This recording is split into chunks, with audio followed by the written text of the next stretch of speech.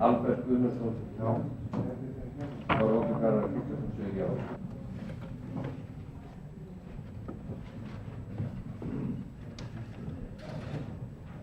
Nafnakastið hefur farið svo að já sögðu 54, 9 voru fjarverandi.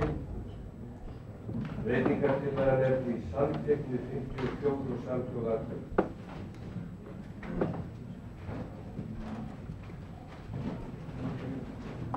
Tekið er þá fyrir breytingartillaga á þingskjali 427, töluliður 7, stafliður L, frá Þórhildi Þorgeirsdóttur. Ég byrja nafnir. Það er óskað eftir nafnakasti, nafnakastar orði, þetta er óskað. Uppgefur Karlar Jómi Jónsson, þingmaðurinn er fjarverandi. Ragnar Arnalds. Ragnhildur Helgadóttir. Salome Þorsteinsdóttir. Sighvatur Björnsson. Skúli Alexander já. Stefán Guðmundsson. Stefán Valdinsson. Steingrímur Hermannsson. Þingmaðurinn Steingrímur Hermannsson. Það er breyting. Þingmaður segir nei. Steingrímur Jón Sigfússon. Já. Svavar Gestsson. Já. Sverrir Hermannsson. Þórhildur Þorgeirsdóttir. Aðalheiður Bjartmarsdóttir. Já.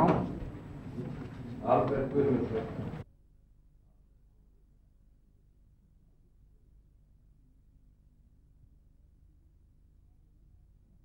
Beiðnir frá Tókíó eða New York og öðrum höfuðmiðstöðvahalli verulegur.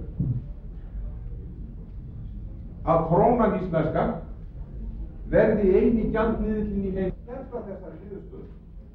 En vitum er á Kappánsvegi 1 er önnur stofnun áætlunar og því sé hún í raun og veru úrelt. Sem sagt, talnagrunnur þjóðhagsáætlunar og fjárlagafrumvarps og allra skattafrumvarpanna sem liggja hérna á borðinu. Í fjórða lagi væri afkoma útflutningsfyrirtækja orðin mjög slæm við núverandi skilyrði. Þórður sagði að þegar búið væri að taka saman þessi atriði og önnur sem ekki væru eins veigamikil, þá væru forsendur, verðbólguspá, Seðlabanka þessa gengisskráningu lengur. Forstjóri Þjóðhagsstofnunar segir í málgagni utanríkisráðherra í dag að það út af yfirlýsingum ráðherranna, viðskiptaráðherra, utanríkisráðherra, fjármálaráðherra, einna minnst frá hæstvirtum og að því varðar viðskipti við útlönd sem ríkisstjórnin ætlar að beita sig fyrir.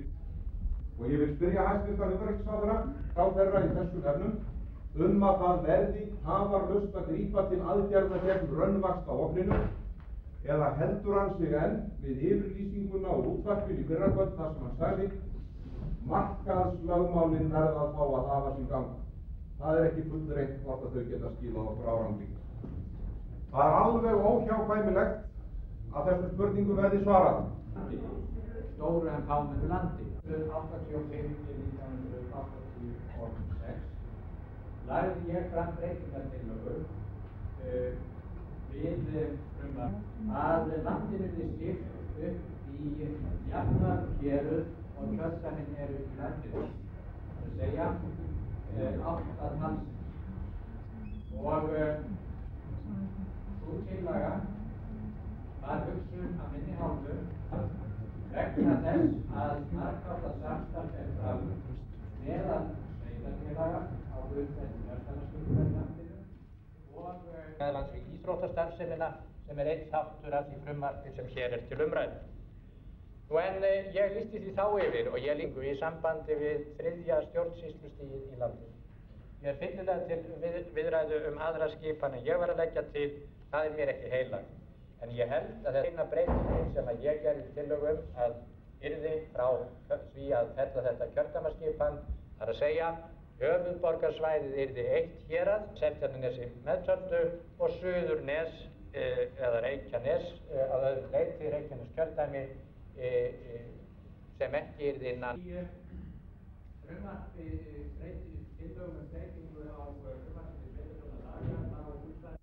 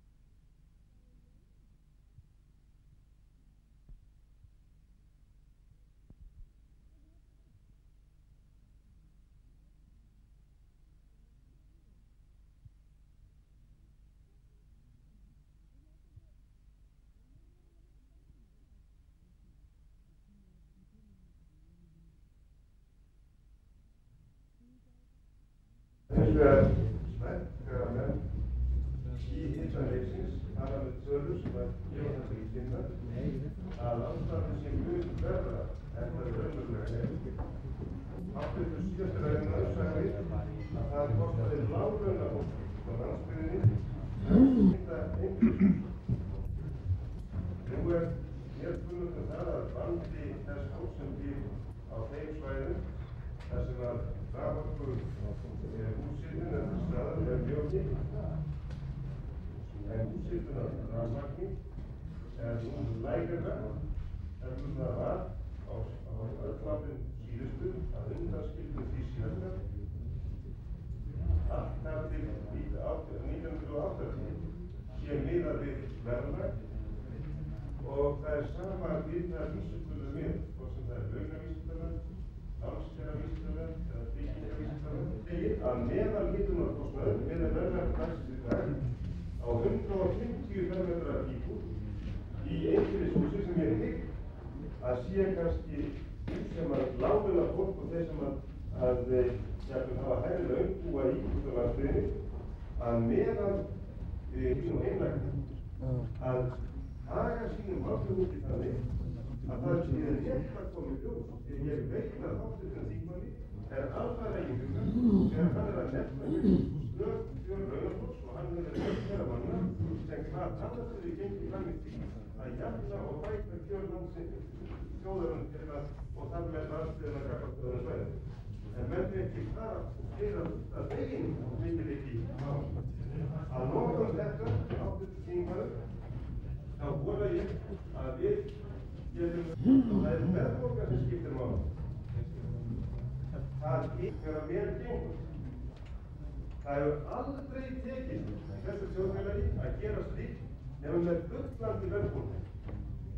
Það er á ábyrgð okkar allra, bæði stjórnvalda, verkalýðsforystunnar og atvinnurekandi í þessu landi að sjá til þess núna, og ég segi þetta núna vegna þess að við lifum núna mjög erfiða tíma þegar samningar hafa fallið, samningar sem háttvirtur þingmaður stóð að þá er það aftur á því hvora leiðina viljum við fara.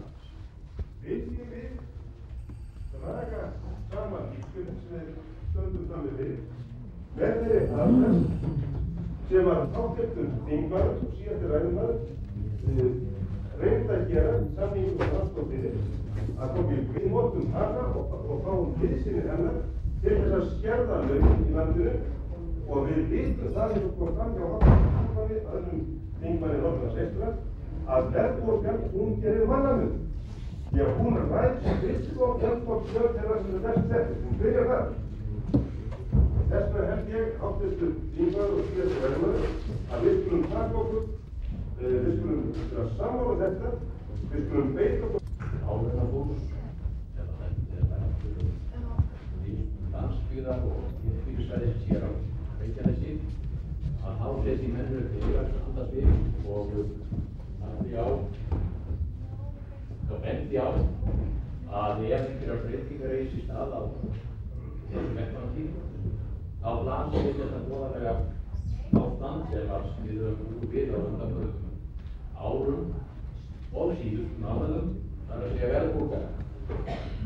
Ef að eitthvað á að gera, ég verið að ræða það hvernig stendur á því að samningarnir sem að nú hafa verið gerðir og verið að hella í verðbólgu best í ástæðu þess og þegar menn að velta vöngum yfir því hver þeim eigi að bæta því hjá.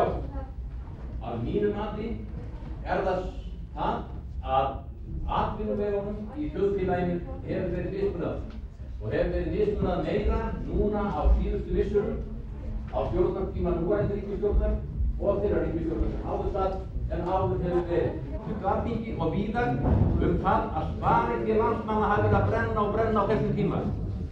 Það ekki mikið talað það í dag að hjálpir að þessar hlutir hafi verið það á langan tíma. Og það aðgerðir sem gerða það verið núna við slökku og samningar hér á Alþingi gangast og samt. En það ekki laga fyrir þessu Eða sigurveikur? Já, það gangi svona 10 sekúndur. Það er ekki brektur, hérna alvarlegur og... Já, það verður að vera þetta er áhuga mikið starf að vera hérna, sko. Sérstaklega laun starfsmanna við sjónvarpsstöðvar. Var það ekki núna? Nei, ég held ekki karfilega meina ykkur. Það var að tala um þess að hátt launuðu. En það voru ykkur í ykkurum með... Þorvaldur Garðar, hvert verður hlutverk umboðsmanns Alþingis? Það er hlutverk umboðsmannsins að hafa með höndum í umboði Alþingis eftirlit með stjórnsýslu landsins. Þetta er einkum á þann veg að umboðsmaðurinn hann á að styðja einstaklingana, borgarinn í þessu landi til þess að ná rétti sínum og komi veg fyrir að þeir séu beittir rændindum.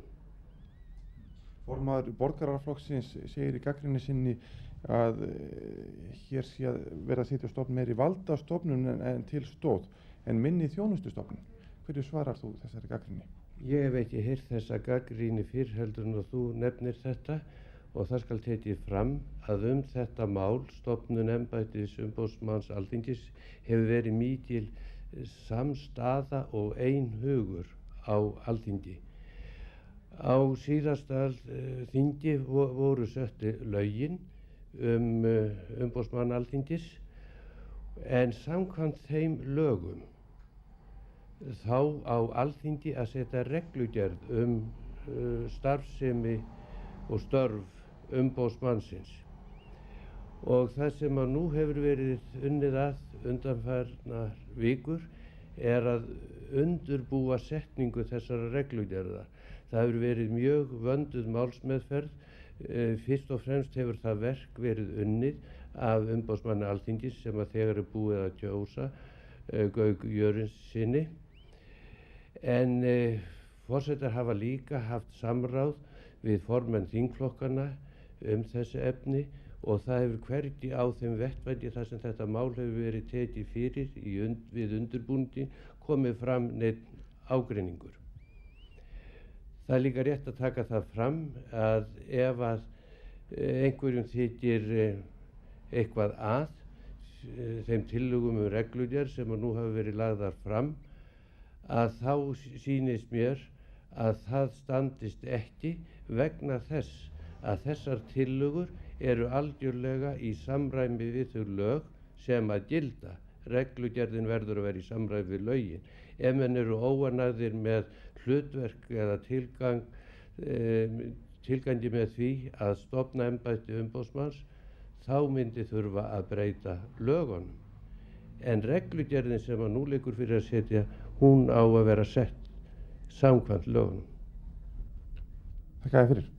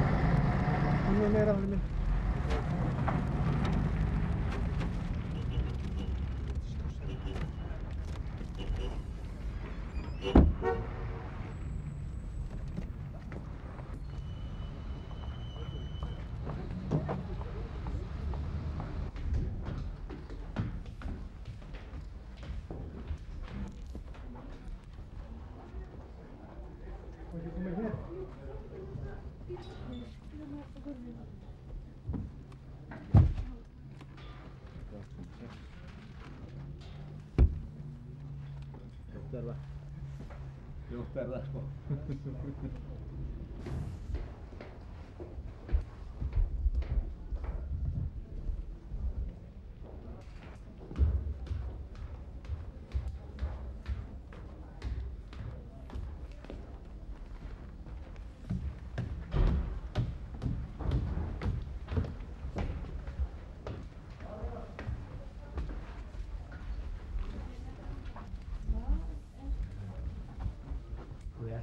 Elti bra.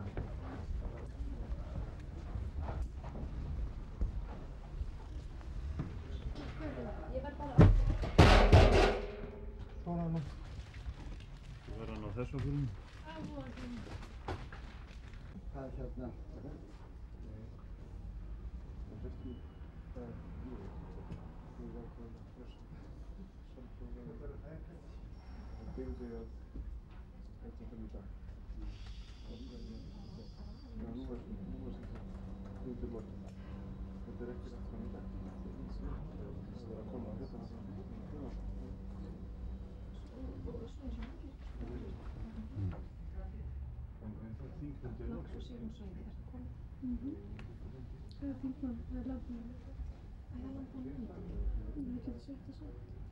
Ég ætla að byrja efst. Það er hérna, það er sko skipan tjaldasvæðisstofnana. Það formulega sé þegar þessi... Já, það er ekki. Það er lægsta. Háttvirtir alþingismenn. Nú verður gefið stutt yfirlit störf Alþingis. Þingið stóð yfir frá 10. október 1987 til 11. maí 1988, alls 215 dagar. Á þeim tíma voru haldnir 104 fundir í neðri deild, 101 fundir í efri deild og 85 fundir í sameinuðu þingi, samtals 290 fundir. Verð þá vitnis að þingmálum, í fyrsta lagi lagafrumvörp. Frá ríkisstjórninni lögð fram fyrir neðri deild 35, lögð fyrir efri deild 46, lagt fyrir sameinað þing 1, samtals 82 stjórnarfrumvörp. Af þeim voru afgreidd sem lög 66. Ekki útrædd 16. Þingmenn báru fram frumvörp í neðri deild 50, í efri deild 28, samtals 78. Þar voru afgreidd sem lög 11, vísað til ríkisstjórnarinnar 12, kölluð aftur 3, ekki útrædd 52.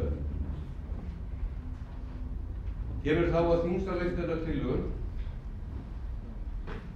Þingsályktunartillögur frá ríkisstjórninni, 2, bornar fram af þingmönnum 121, alls 123. Afgreiddar sem ályktanir Alþingis 31, vísa til ríkisstjórnarinnar 5, kallaðar aftur 3, ekki útræddar 84. Kemur þá að skýrslum. Samþykktar voru beiðnir um skýrslur ráðherra 7. Skýrslur lagðar fram samkvæmt beiðni 4. Aðrar skýrslur lagðar fram 13. Framlagðar skýrslur alls 17.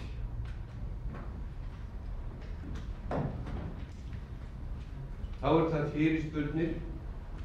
Fyrirspurnir svarað munnlega háttvirtum alþingismönnum og starfsliði Alþingis. Fyrir hönd Alþingis býð ég öllum Íslendingum árs og friðar.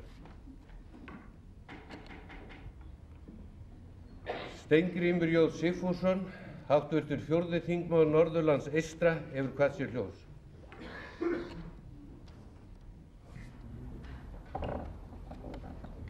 Fyrir hönd okkar alþingismanna vil ég þakka hæstvirtum forseta hlý orð og góðar óskir okkur til handa. Ég þakka honum og fyrir ágæta og réttláta fundarstjórn og góða forystu þingstörfin. Ég vil óska honum og fjölskyldu hans alls hins besta á þessu sumri og ég vil leyfa mér að vænta þess að við megum öll hittast heil til starfa á komandi þingi. Ég vil biðja háttvirta alþingismenn að taka undir orð mín með því að rísa úr sætum.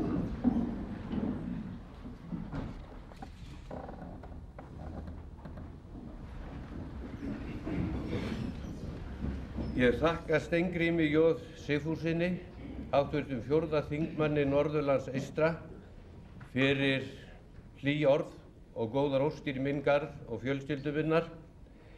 Ég ítreka óskir mínar til þingmanna og starfsliðs Alþingis gæfu og gildi.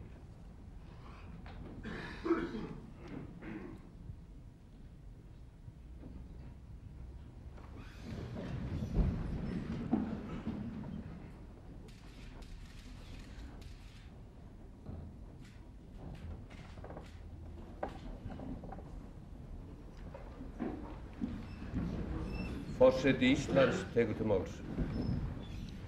Gefið hefur verið út svofellt forsetabréf. Forseti Íslands gjörir kunnugt.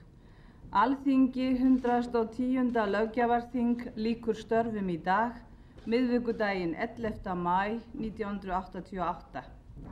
Mun ég því slíta Alþingi í dag. Gjört í Reykjavík 11. maí 1988, Vigdís Finnbogadóttir, Þorsteinn Pálsson. Forsetabréf þinglausnir. Samkvæmt þessu bréfi sem ég nú hef lesið, lýsi ég yfir því að þessu þingi sem nú hefur lokið störfum slitið. Óska ég þingmönnum velfarnaðar, þjóðinni allra heilla og bið alþingismenn að minnast fósturjarðar vorrar Íslands með því að rísa úr sætum. Heill forsetavorum og fósturjörð Ísland lifi. Húrra! Húrra! Húrra! Húrra!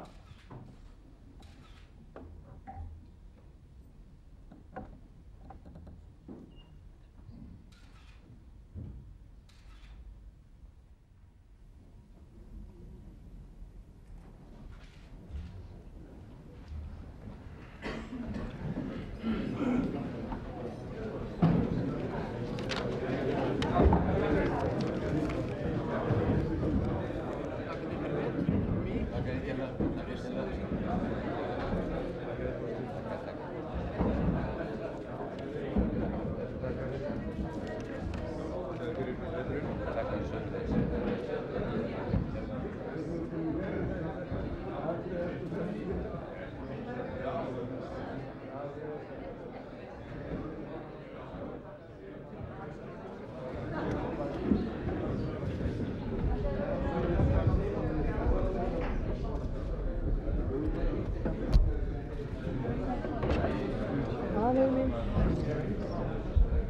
Það er innilega fyrir samverðin og blessun.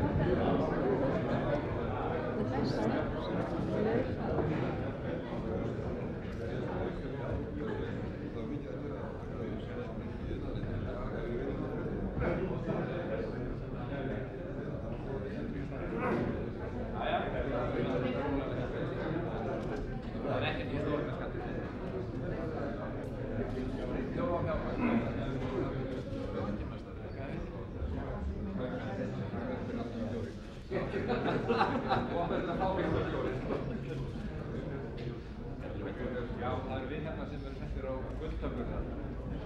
Íslandssögur. Jú, það er alltaf verður að tala um það eftir á maður.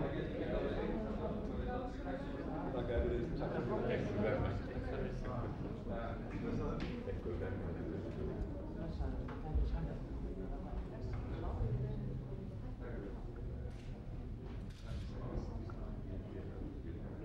rosalega redda þessu smart.